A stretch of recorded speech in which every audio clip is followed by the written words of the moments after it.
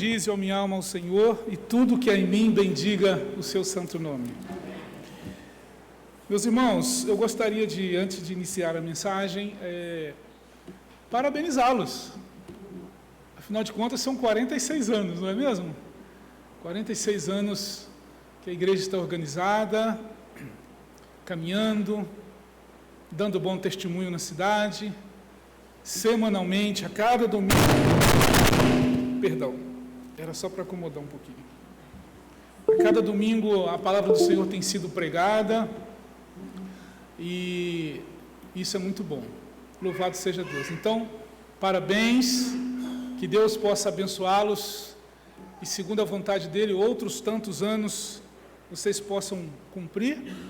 Eu dizia até para o pastor que daqui a pouco já é hora de começar a pensar no culto de ações de graças pelo Jubileu de Ouro, né? Já está chegando, daqui a pouquinho. Se eu estiver no Brasil, eu venho comemorar com vocês. Muito bem. E agradecer também, né, mais uma vez ao pastor Reverendo Francisco pelo convite, que é sempre muito bom, é sempre muito agradável, e a gente vem com muito carinho, com muita satisfação a cultuar ao Senhor com os irmãos. É assim que nós estamos aqui hoje, e feliz porque o Senhor, o dono da festa, né, Ele está presente. Ele é o dono da igreja, Ele é o Senhor, a Ele seja dada a glória para sempre. Amém. Eu queria então convidá-los, sem mais delonga, para que vocês possam abrir comigo aí a sua Bíblia, no livro de Jó, capítulo 35. Jó, capítulo 35.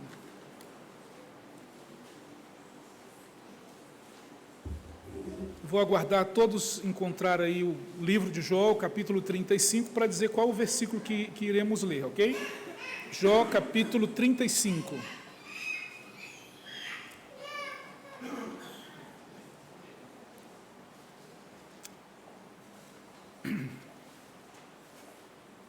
Jó, capítulo 35, nós leremos, e eu queria realmente ler com toda a igreja, apenas um verso, que é o verso de número 14. Jó 35, 14, vamos ler juntos, 1, 2, 3. Jó, ainda que dizes que não o vês, a tua causa está diante dele, por isso espera nele. Apenas esse verso, mas não feche a sua Bíblia, porque nós vamos ler outras passagens, e de fato vamos ler vários textos da palavra do Senhor, mas vamos partir de Jó 35, 14. Eu vou ler mais uma vez, eu gostaria que você agora acompanhasse com os seus olhos, abrisse aí o seu coração e deixasse o Espírito Santo falar na sua vida através desse texto. Jó, ainda que dizes que não o vês, a tua causa está diante dele, por isso espera nele. Meus irmãos, essa é uma palavra maravilhosa, que eu tenho meditado já há algumas semanas. O Senhor tem falado profundamente ao meu coração, e eu não tenho dúvidas de que Ele também falará ao seu coração nessa noite. Talvez não exatamente aquilo que você gostaria de ouvir, mas certamente aquilo que você precisa ouvir. No terceiro discurso do jovem Eliú, ele desafia e encoraja a Jó a esperar em Deus, como temos lido. E a partir da sua fala e do contexto seguinte, nós veremos nessa noite 3 motivos pelos quais o cristão deve esperar em Deus e o resultado dessa ação. Antes, porém, vamos ver aqui algumas considerações introdutórias quanto a quem falou essas palavras. Quem foi esse Eliú que é mencionado no capítulo? Eliú, quem é esse personagem? Para isso, preciso que você me acompanhe até o capítulo 31, e ali você vai ver quem é esse personagem, Eliú. E ali diz: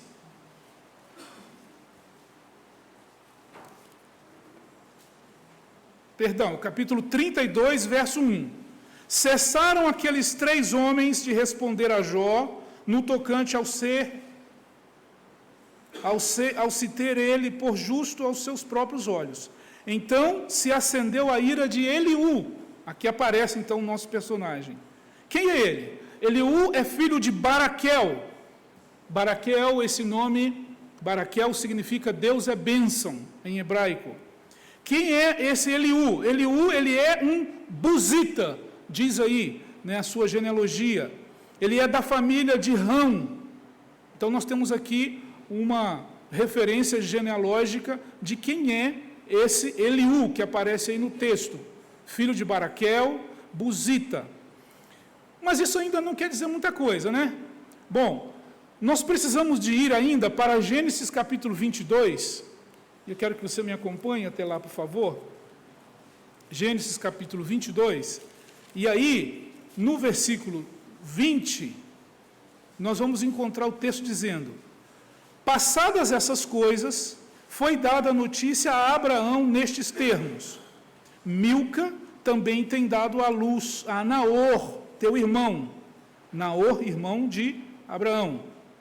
E aí ele diz a quem que ele deu a luz? Deu a luz a Uz, o primogênito, e Bus, seu irmão. Então, quando nós estudamos a genealogia, nós vamos ver que Eliú, ele tem aqui um parentesco com Abraão, através dessa genealogia entre Uz e Bus. E alguns teólogos, então, coincidem, entre eles o Dr.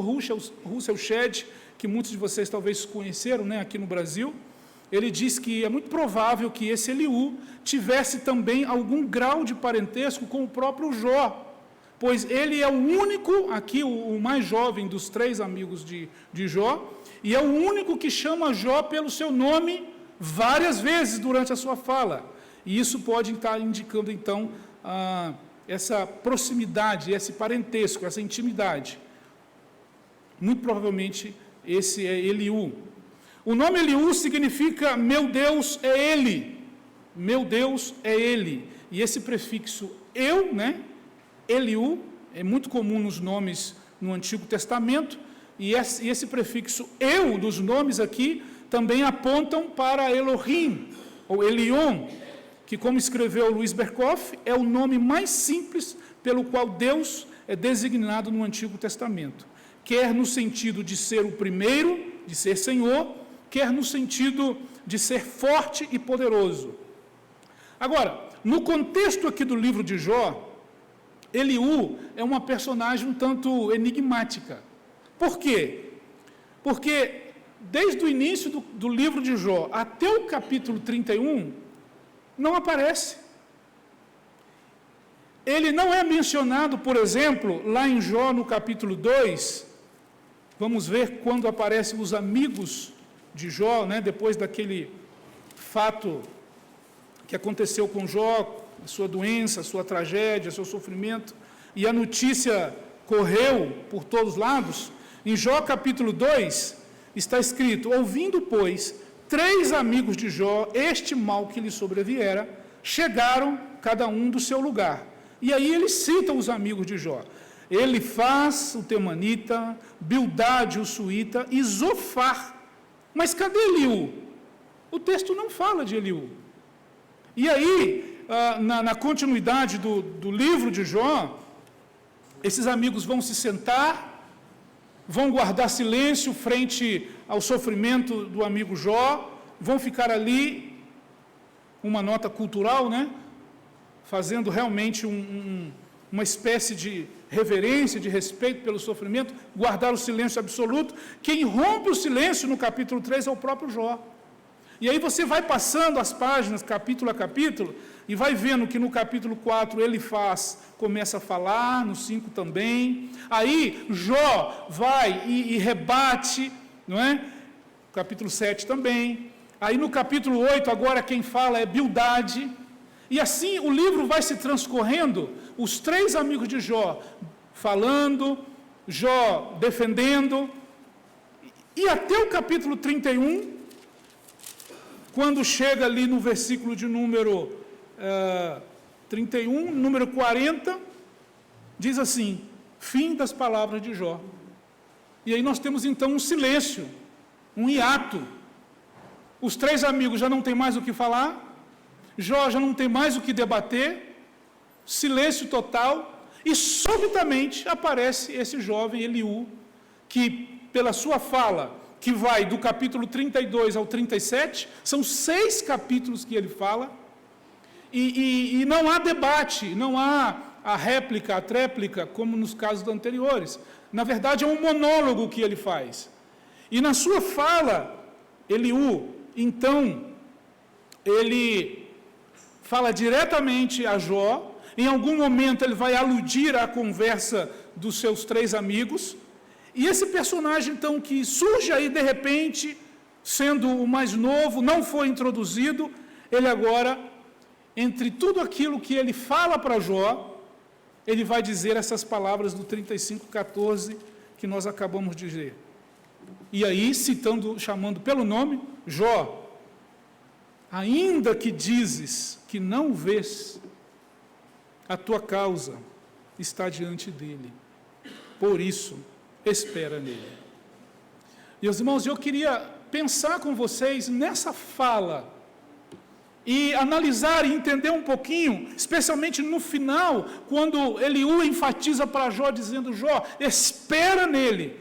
Eu queria pensar com vocês, por que esperar em Deus? Esse é o título dessa mensagem nessa noite. Por que esperar em Deus? Nós vamos aprender aqui então juntos. A primeira razão pela qual Jó deveria esperar em Deus, e por ser uma palavra inspirada, Deus falando conosco também hoje, por extensão, você e eu precisamos, devemos esperar em Deus. A primeira razão, meus irmãos, é por causa da grandeza de Deus. Por causa da grandeza de Deus. Na continuidade do capítulo 36, nós vamos ver como que Eliú ressalta os atributos de Deus. Os discursos de Eliú foram 4, como eu disse, do 32 ao 37. Nesses 4 discursos, no seu monólogo, Eliú, meus irmãos, ele dá uma forte ênfase na soberania de Deus. Na sua fala, ele ressalta os atributos de Deus. E, em certo sentido, isso pode ser uma preparação para a revelação do próprio Deus, porque depois da fala dele, lá no capítulo 38, quem vai falar é Deus. Mas nós vamos chegar lá ainda. Vamos ver aqui comigo no capítulo 36, olha o versículo 22. Eis que Deus se mostra grande em poder. Então fala sobre o caráter absoluto da soberania de Deus. Na parte B, quem é mestre como ele? Essa pergunta faz uma referência à incomparável instrução ou conhecimento de Deus. Ninguém é como ele. Mas, ainda no 36, o versículo 23, nós vemos que Deus é perfeito na sua santidade, porque está escrito, eis que Deus se mostra grande em poder. Perdão, o 33 diz, quem lhe prescreveu o seu caminho, ou quem lhe pode dizer, praticaste a injustiça? Ele é justo, ele é perfeito, ele é santo. No versículo 26, fala que ele é insondável na sua pessoa. Eis que Deus é grande e não o podemos compreender. O número dos seus anos não se pode calcular. Está falando sobre os atributos de Deus. Fala sobre a sua eterna existência aí também. Agora no versículo 27, do 27 ao 30 aí do capítulo 36, vai falar que ele é maravilhoso na sua obra, vai falar que ele é benéfico na sua administração, e vai falar lá no finalzinho, no 33, que ele é glorioso na sua manifestação. Então, só no capítulo 36, nós vemos vários atributos de Deus, da sua soberania. Então, por tudo isso, e muito mais que há no livro de Jó e em toda a Escritura, o cristão precisa esperar em Deus. Ainda que dizes que não o vês, a tua causa está diante dele, por isso espera nele. A tese de Eliú, meus irmãos, é de que Deus é soberano, e ainda no sofrimento humano, Deus manifesta o seu poder, a sua providência, porque quando estudamos a doutrina da soberania de Deus, que é um carro-chefe da doutrina reformada, não é? Ela vem atrelada ali à doutrina da criação, e nós lemos aqui o Salmo 148 falando sobre a criação de Deus, e atrelada à doutrina da criação está a providência.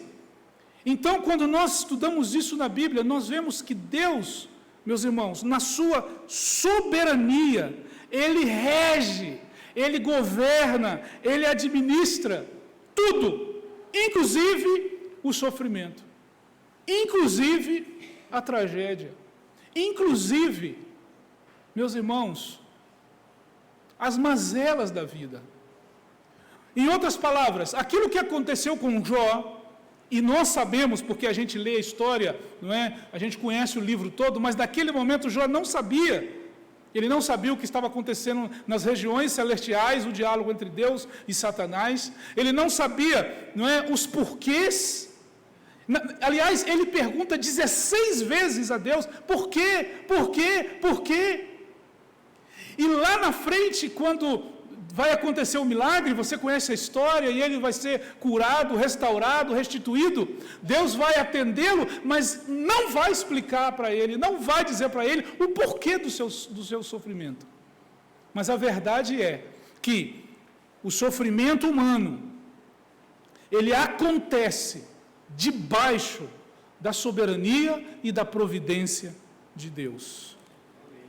E eu gosto muito de ler, inclusive, nós temos em nossos símbolos de fé, falando sobre a providência de Deus, acho que é oportuno trazer à nossa memória, por exemplo, na nossa confissão de fé, dedica um capítulo inteiro para falar sobre a providência, o capítulo 5, diz assim: pela sua muito sábia providência, segundo a sua infalível presciência e o livre e imutável conselho da sua própria vontade, Deus, o grande Criador de todas as coisas, para o louvor da sua glória, de sua sabedoria, seu poder, justiça, bondade e misericórdia, sustenta, dirige, dispõe e governa todas as criaturas, todas as ações delas e todas as coisas, desde a maior e até a menor.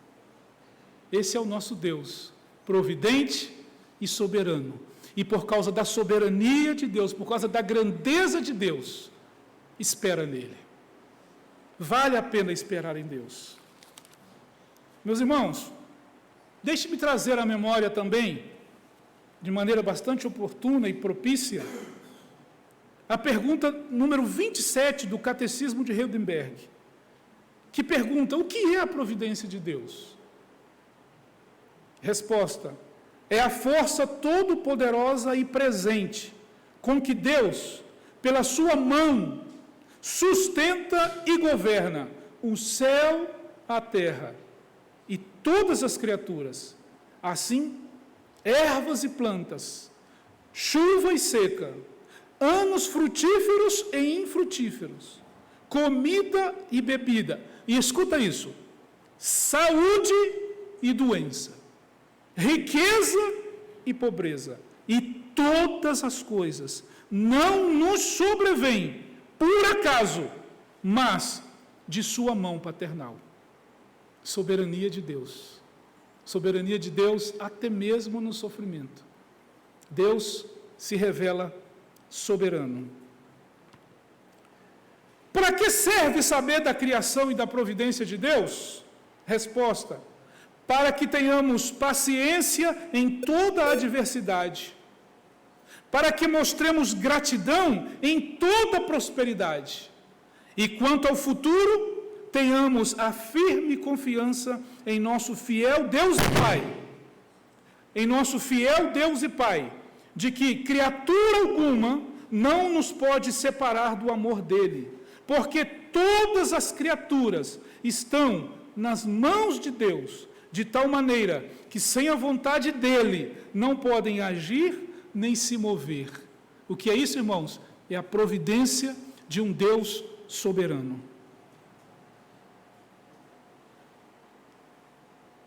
Ainda que tu dizes que não vês, a tua causa está diante dele. Por isso, espera nele. Essa é a primeira razão pela qual precisamos esperar em Deus. Esperar pela sua intervenção, esperar pela sua ação, esperar mesmo quando não vemos, como Jó, ainda que, ou seja, é possível, pode ser que você não vê, e isso acontece. Às vezes não vemos, nem com os olhos carnais, nem com os olhos espirituais, nem com a volição, com os sentimentos, o sofrimento, a tristeza, a dor, o problema às vezes não nosso, mas da família, de um amigo, alguma coisa que vem embaçar a nossa visão e a gente não consegue enxergar. E quantas vezes nós nos deparamos numa situação como essa, irmãos? Mas, ainda que tu não vês, a tua causa está diante dele. Eu quero que o Espírito Santo encha o seu coração dessa verdade nessa noite. Seja qual for o momento histórico que você esteja vivendo, seja qual for a situação do seu lar, do seu casamento, dos seus filhos, eu quero que você, meu irmão, minha irmã, saia daqui nessa noite com essa certeza do seu coração, de que a sua causa está diante dele. Por isso, espera nele. E a primeira razão é por causa da sua grandeza. Deus é grande. Esse Deus que criou todas as coisas, esse Deus onipotente, e a soberania de Deus é isso, ela é uma espécie de um resumo de todos os atributos de Deus de uma só vez. Quando a gente diz que Deus é soberano, a gente está dizendo que Ele é onisciente, que Ele sabe de tudo, do passado, do presente, do futuro. Estamos dizendo que Ele é todo-poderoso, estamos dizendo que Deus ele é onipresente, estamos dizendo que Ele é incriado, que Ele é eterno, que Ele é autoexistente, estamos dizendo que Ele é infinito, estamos dizendo que Deus é tudo, soberano, Deus e Senhor. E aquele Deus, esse Deus, que do nada criou todas as coisas. Né? Nós temos lá na teologia aquela expressão ex nihilo, né? Que Ele criou tudo do nada. Esse Deus é o Deus diante do qual a sua causa está presente. Portanto, espera nele. Ainda que tu dizes que não vês, a tua causa está diante dele. Por isso, espera dele. Mas há uma segunda razão pela qual precisamos, podemos e devemos esperar em Deus. E é a seguinte: porque na hora certa, Deus responde. Quando nós estamos estudando aqui o discurso de Eliú, como eu disse para vocês, né, aqui em Jó, vai do 32 até o 37. E Eliú fala, ninguém responde, nem os amigos e nem Jó. Quando ele termina de falar, o capítulo 38, como é que ele começa? Leia aí comigo.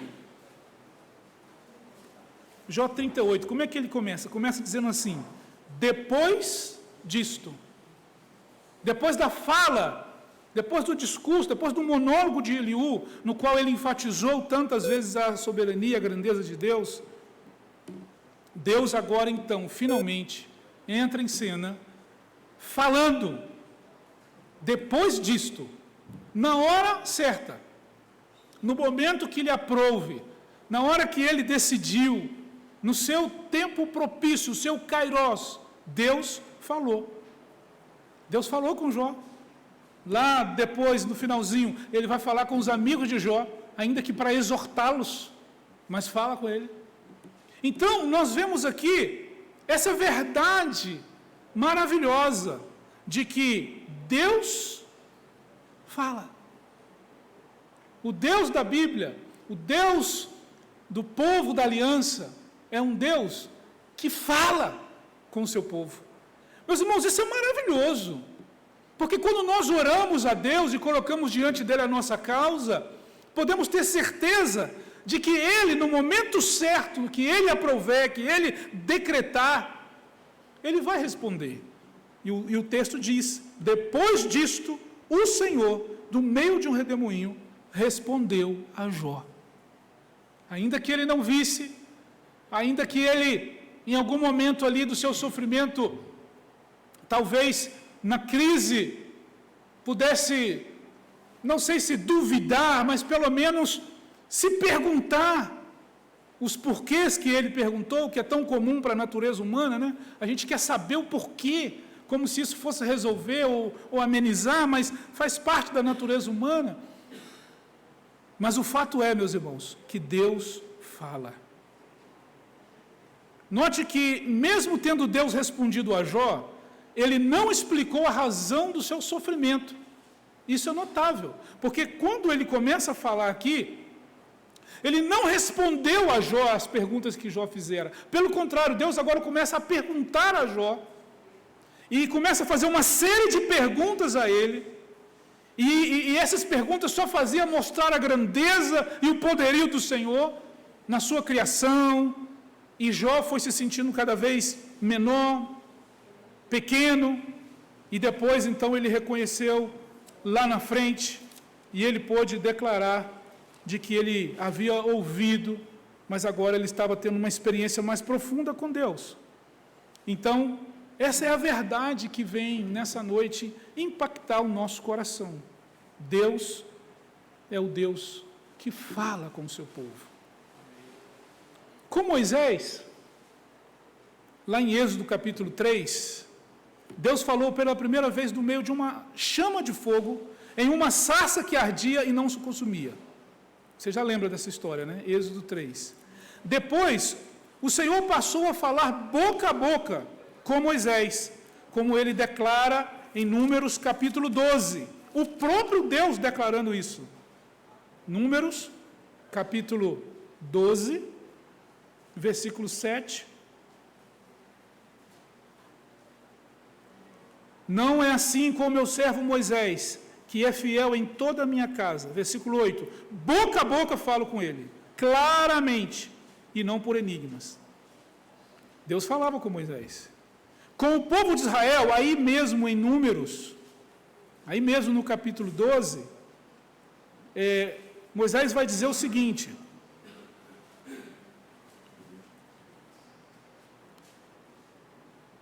Números capítulo 12, versículo 6.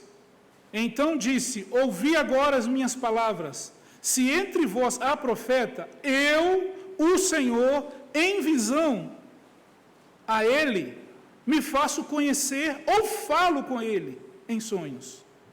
Então Deus está mostrando que, como Moisés falava, boca a boca, mas se tivesse profeta, e o próprio Deus institui, né, o ministério profético, ele levanta vários profetas, como Elias, por exemplo, em 1 Reis, capítulo 19, Deus fala não no fogo, não no terremoto, mas num vento, não é? Cício e tranquilo, como diz lá em 1 Reis 19. Mas no caso de Jó, Deus falou ali do meio de um redemoinho. Então, de várias formas, nós temos na Bíblia, Deus, principalmente no Antigo Testamento, falando assim com o seu povo, mostrando que Ele é um Deus que comunica, que fala com o seu povo. Agora, e com a igreja, hoje, como é que é? Hebreus, capítulo 1, e é importante que você me acompanhe. É bem verdade que Deus, na sua soberania, não é? Ele pode, se assim determinar, usar meios, digamos, sobrenaturais. Mas hoje, Hebreus 1 vai dizer, versículo 1, havendo Deus outrora falado muitas vezes, então não uma, mas muitas vezes, e de muitas maneiras, no fogo, no redemoinho, no vento, nos trovões, em visões de noite, de muitas maneiras, Deus falou aos pais e pelos seus profetas. E aí vem, olha, nestes últimos dias, nos falou pelo Filho, a quem constituiu herdeiro de todas as coisas, pelo qual também fez o universo. Jesus é a palavra de Deus. É a palavra de Deus encarnada. Jesus é a expressão máxima, a revelação maior do amor de Deus. Nós cantamos algo aqui sobre isso nessa noite. Então, quando nós ouvimos as palavras de Jesus, nós estamos ouvindo Deus falar conosco. Aquele que me ouve, recebe as minhas palavras. Jesus disse, vocês estão ouvindo as palavras do meu Pai que me enviou, porque eu não falo de mim mesmo, mas as palavras que o meu Pai me deu, essa eu falo convosco. Então, ouvir a palavra de Jesus, é ouvir a palavra de Deus. E a Bíblia Sagrada é a palavra de Deus revelada, grafada, escrita. Isso quer dizer que Deus continua falando conosco. E nessa noite, aqui e agora, através da palavra revelada, Deus está dizendo para você assim, meu filho, minha filha, mesmo que tu digas que não vês, a tua causa está diante dele. Esse versículo que foi o nosso texto básico de Jó 35:14, você vai memorizá-lo porque eu vou repetir tantas vezes. E eu vou pedir que você sublinhe ele na sua Bíblia, eu vou pedir que você decore ele, vou pedir que você escreva e coloque lá na porta da sua geladeira. E aí, onde está escrito Jó, você vai tirar o seu nome e vai colocar Elias. Ainda que digas que não vês, a tua causa está diante dele, por isso espera nele. E você vai ler esse versículo, você vai falar esse versículo, porque é Deus falando para o seu coração, para encorajar a sua fé, robustecer a sua alma. Por mais que as circunstâncias digam o contrário, por mais, meus irmãos, que o sofrimento, ou quem sabe a interrogação, a dúvida, grite o contrário, mas que a palavra do Senhor fale ao seu coração. Que você saia daqui hoje confiando de que a sua causa está diante dele, de Deus, do Senhor, Todo-Poderoso, Onipotente. E se Deus, meu irmão, minha irmã, nos deu Jesus, entregou o seu próprio Filho, rasgou o seu próprio Filho na cruz do Calvário, por mim e por você, Paulo vai dizer em Romanos 8, como não nos dará a Ele, graciosamente, todas as coisas? Então confie, meu irmão, confie, minha irmã, a sua causa está diante dEle, Deus, o Senhor Todo-Poderoso. Louvado seja Deus. Por que esperar em Deus? Por causa da sua grandeza. Por que esperar em Deus? Porque na hora certa, Deus responde. Cada um de nós temos aí, esse depois disto, temos que viver esse momento. Temos aí este hiato, esse tempo. Houve aí um silêncio no diálogo. Ninguém tinha mais argumentos, nem os 3 amigos de Jó, nem o próprio Jó. Eliú vem, fala aí 6 capítulos, 4 sermões, e de repente o silêncio total. Porque muitas vezes, diante do problema, diante da situação, diante da dor, não há palavras que sejam suficientes. Mas aí, depois disto, Deus responde. É maravilhoso. O texto diz, Deus respondeu, Deus agiu, Deus falou. Então, por causa disso, meu irmão, creia, a sua causa está diante dele. Louvado seja o nome do Senhor. É uma mensagem bastante simples nessa noite. Estamos comemorando, um dia de aniversário, um dia de celebração. Talvez você esperasse ouvir um sermão mais elaborado, mais profundo, quem sabe, não é? Mas essa foi a palavra que o Senhor colocou no meu coração. E eu dizia para a Giovana, nós estávamos em Campinas, num trabalho com a PMT, agora algumas semanas atrás, e numa tarde, fazendo ali a minha leitura devocional, eu deparei com esse versículo de Jó 35:14, e o Senhor falou profundamente ao meu coração, entendendo o que era para trazer para você nessa noite. Eu não conheço a sua vida, não conheço a sua história, eu não sei quais são as suas causas, demandas e necessidades. E eu mesmo, enquanto estudo, leio, medito e prego essa palavra, eu também tenho as minhas causas. Mas o foco e a dinâmica do texto, meus irmãos, está não na causa de Jó ou a nossa, mas sim diante de quem ela está presente. E é diante do Deus Altíssimo e Todo-Poderoso. Então, que isso venha infundir o nosso coração de esperança, que nós possamos confiar no Senhor e esperar no Senhor com todo o nosso coração.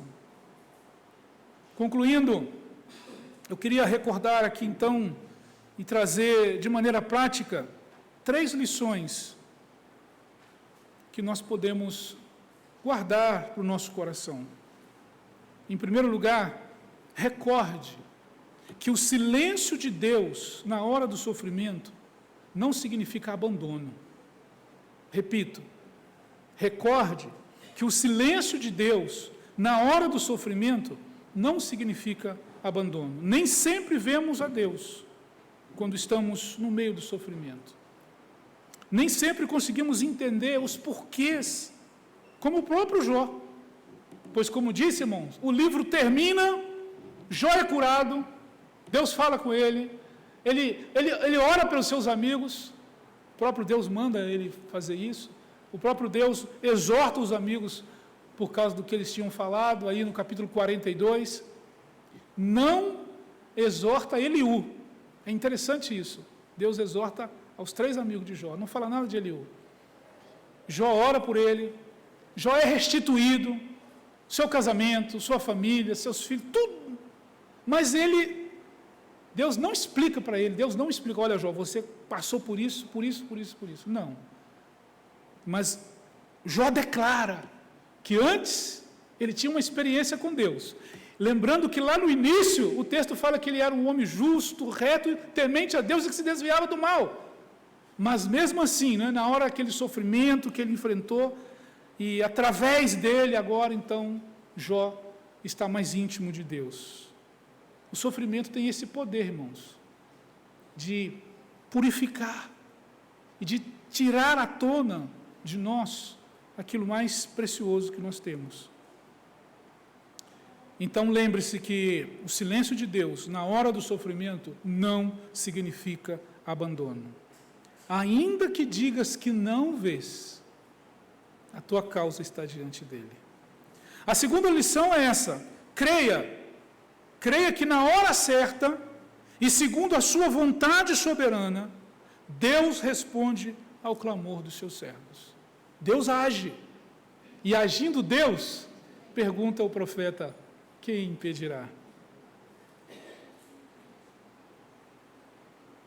Creia que há um depois disto. Depois disto, para mim, para você, não sei quanto tempo pode ser, quantos anos talvez, mas o fato é que na hora certa, segundo a sua vontade, para a glória do seu nome, Deus responde. E o próprio Jó, em um momento ali onde a sua fé, né, como que tinha aqueles altos e baixos, em algum momento lá no capítulo 19, o próprio Jó, numa inspiração aí bem profunda, ele disse assim: olha, ainda que ele me mate, nele eu esperarei. Então é essa situação onde eu e você nos identificamos muitas vezes. Mas eu queria trazer para o seu coração nessa noite, na hora certa, no tempo de Deus, Ele age, Ele responde. E uma terceira lição é essa: não se esqueça que o sofrimento humano, ele está debaixo da soberania de Deus. Não é por acaso, não é a esmo, não é à toa. Em tudo Deus tem um propósito.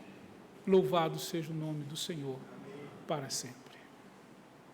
Meus irmãos, eu queria terminar com uma história missionária, e no livro Momentos Tranquilos para a Esposa de Pastores, e foi um livro que deram de presente para minha esposa. E eu achei muito interessante a história de uma missionária chamada Gladys Staines. Não sei se você já ouviu, quem sabe. ela com seu esposo Graham, australiano, foram missionários na Índia e construíram lá no norte da Índia, no estado de Orissa, um hospital. Na verdade, construíram um leprosário e eles trabalhavam lá, atendendo, cuidando. E depois de vários anos servindo ao Senhor, um bom dia, seu esposo foi pregar e ela não foi naquela viagem, apenas eles e os filhos. E na volta, isso foi no dia 14 de janeiro de 1999, extremistas hindus, radicais hindus, pessoas ligadas ali ao hinduísmo radical que existe, cercaram o carro do missionário e botaram fogo no carro. E naquele dia, naquela noite de 14 de janeiro de 99, faleceu o missionário Graham e seus filhos. E ela, a missionária Gladys, como não estava presente, sobreviveu, obviamente. E aí foram feitos procedimentos. O caso tomou muita repercussão. Se você pesquisar na internet, você vai ver que houve muita repercussão, a mídia internacional entrou na história, e ela acabou saindo da Índia, mas ficou muito incomodada, e disse assim, não, eu preciso retornar, preciso voltar para lá. E aí, mesmo contra a vontade de alguns líderes, alguns amigos, ela entendeu que Deus estava agindo naquele sofrimento, naquela dor, e que ela precisava de voltar para lá. E ela então volta para a mesma cidade, para o mesmo lugar. E aquele leprosário que havia sido queimado, destruído, ela agora resolve transformá-lo em um hospital. Então, não apenas um leprosário, agora com algumas camas, agora um hospital está sendo construído. E aí, de repente, quando tomaram conhecimento disso, as autoridades locais, a mídia local, e começaram então a entrevistá-la, ou pediram uma entrevista, por que você voltou depois dessa tragédia que aconteceu com sua vida, com sua família? Ela falou assim, olha, eu vou dar a entrevista numa condição, tem que ser na mídia nacional, eu não vou falar só para os repórteres locais. E aí, então, ela fez essa exigência, e aí eles tomaram as providências, e foi feito, então, através de um programa em rede nacional, em horário nobre, ela foi ali levada para essa entrevista. E aí o seu entrevistador perguntou, olha, relatou tudo que havia acontecido, disse assim, eu queria saber o que você sente dessas pessoas que mataram o seu marido e seus filhos. Você os odeia? E aí ela disse assim, não, pelo contrário, eu os perdoo.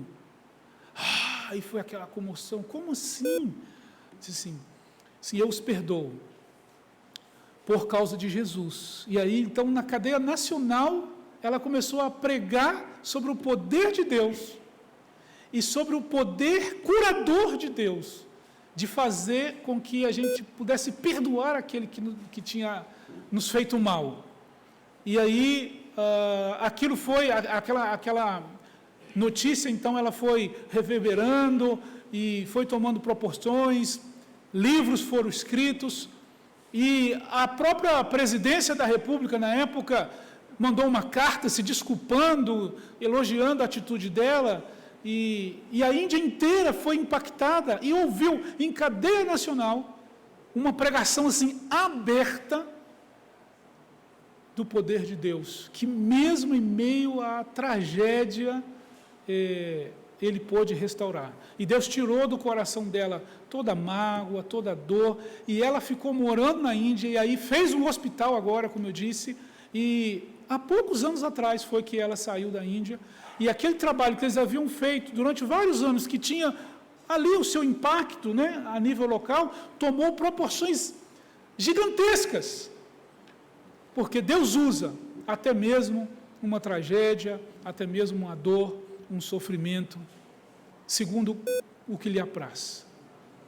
Nós não vamos entender, nós não vamos ter as respostas, nós não vamos ter os porquês. Mas basta-nos, meus irmãos, saber que a nossa causa está diante dEle, que Ele, na sua grandeza e na sua soberania, se revela, mesmo através do sofrimento. Ele é soberano. Que Deus te abençoe. Deus abençoe a sua família. Que Deus abençoe a sua casa. Que Deus abençoe o seu trabalho. Que Deus abençoe a sua jornada, a sua caminhada. Que Deus abençoe o seu coração. E se caso você estiver passando por alguma situação, alguma causa difícil, impossível, saiba que ela está diante de Deus, o nosso Pai. Eu queria te convidar a se colocar de pé para que nós orássemos.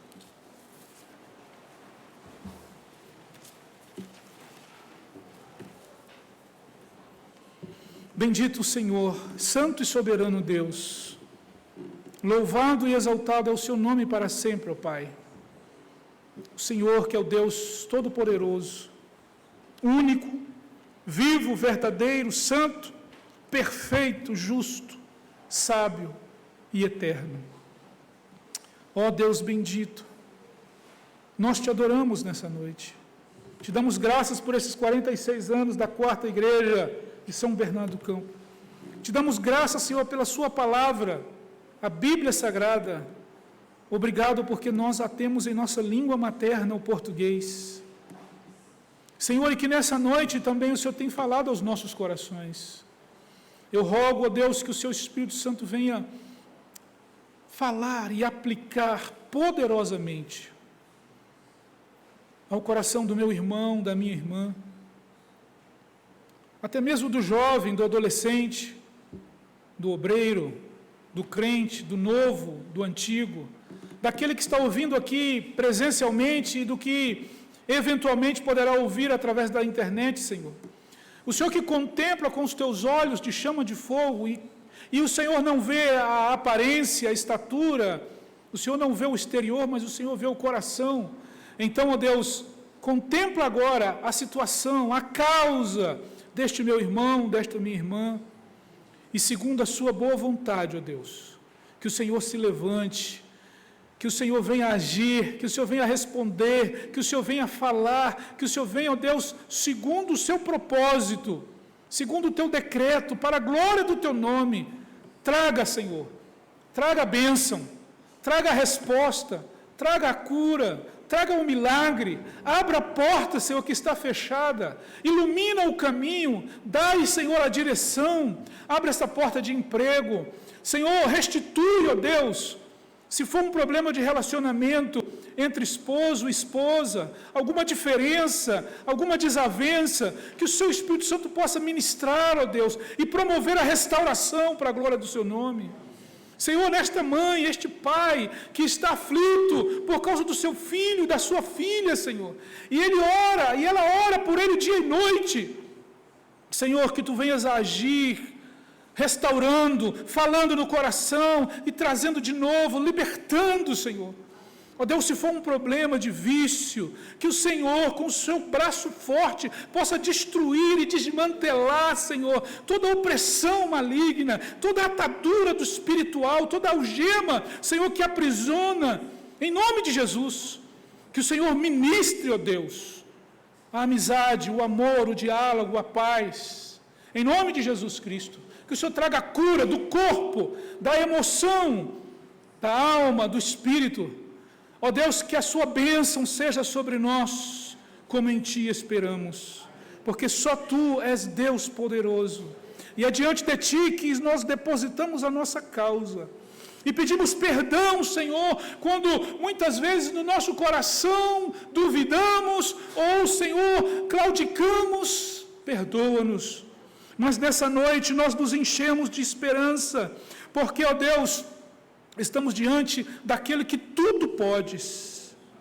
Jó declarou no capítulo 42, bem sei eu que tudo podes, e nenhum dos teus planos pode ser frustrado. Em nome de Jesus, que todos os seus planos se cumpram na quarta igreja presbiteriana de São Bernardo do Campo. Que todos os seus bons e maravilhosos planos se cumpram em cada família desta casa, para a glória e para a honra do nome do Senhor Jesus. Muito obrigado, Senhor. É a nossa oração, com o perdão dos nossos pecados, hoje e sempre. Amém. Amém. Deus abençoe os irmãos, pode ocupar os seus lugares.